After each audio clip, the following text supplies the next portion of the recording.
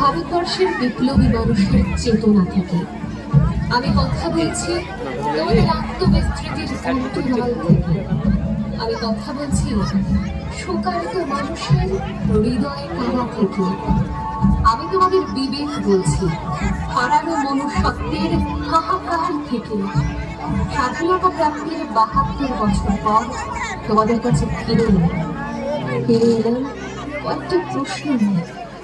বলো তোমরা, ওরা কারা যারা অহিংসার আড়ালে দেশকে বিভাজিত করল, ধর্মের ভিত্তিতে ভারতভূমিকে টুকরো টুকরো করল, গণতন্ত্রের নামে রাজতন্ত্র কায়েম করল, নিরপেক্ষতার নামে সাম্প্রদায়িকতার বিষ বৃক্ষরোপণ করল, উন্নত উর্বর ভারতভূমিকে মুমূর্ষ মৃতপ্রায় বন্ধ্যাভূমিতে পরিণত করল। বলতো, ৭০ অর্ধ স্বাধীনতার পর কেন আজও শুনতে হয় নিরন্তর মুমূর্ষ মানুষের হাহাকার? কেন শুনতে পাই অসহায় না বিচার পাওয়া ধর্ষিতা নারীর আর্তনাদ? কেন আজও স্বাধীন দেশের সমস্ত শিশু শিক্ষার আলোয় আলোকিত হয়নি? কেন লক্ষ লক্ষ শিক্ষিত যুবক আজও বৃত্তিহীন, বেকার? আমি একদিন তোমাদের বলেছিলাম, give me blood, I shall give you freedom. রক্ত দাও, স্বাধীনতা দাও।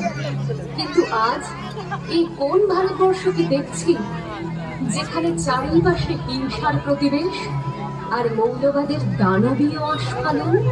এই কোন ভারতবর্ষ? এটি বিবেকানন্দের ভারত, বিদ্যাসাগরের ভারত? এই কি বঙ্কিমচন্দ্রের ভারত? এই কি রবীন্দ্রনাথের স্বাধীন ভারতবর্ষ? এই কোন অজানা ভারত? এই জন্যই কি বিপ্লবীরা করেছিল প্রাণদান? এই জন্যই কি তারা গিয়েছিল দিবান্তরে, দেশান্তরে? এই জন্যই কি তারা মায়ের জন্য বলি প্রদত্ত হয়েছিল?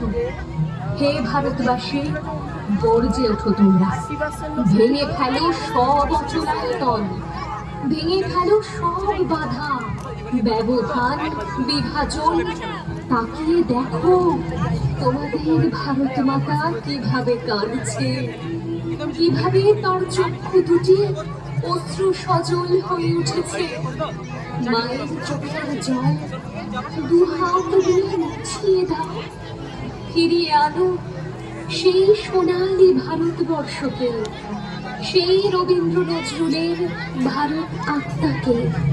সেদিন আমরা আবার একসাথে, এক সুরে, এক প্রাণে গাইব, বলো বলো বলো সবে, শত বিনা বেনু রবে, ভারত আবার জগৎ সভায় শ্রেষ্ঠ আসন লবে। আমি সুভাষ বলছি, তোমাদের স্বাধীনতার দূত নেতাজি সুভাষ চন্দ্র বোস।